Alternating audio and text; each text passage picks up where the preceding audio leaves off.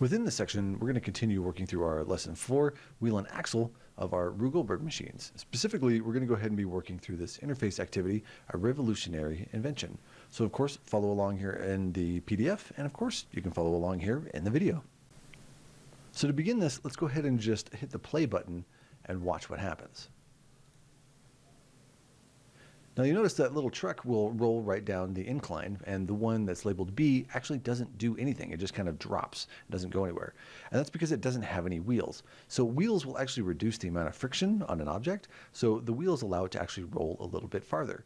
And because we're working inside of a Rube Goldberg machine, we actually want to set off a chain reaction. So let's go ahead and take this truck and actually push it further up the ramp.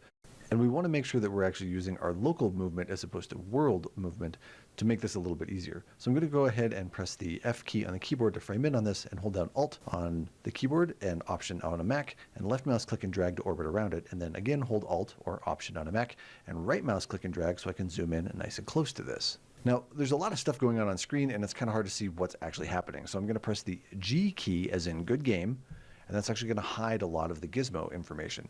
And if I select that truck, you'll notice that the gizmo, this one right here, isn't actually aligned with the truck. It's actually sitting in world space. Now we can fix that by clicking on this button right here. And now it's going to be real easy to just click and drag on this arrow right here and just push it further up the ramp. So I'm just going to kind of push it totally off screen, and then press the 4 key on the keyboard just to reset it. And I do want to go ahead and push this a little bit further up. There we go, like so.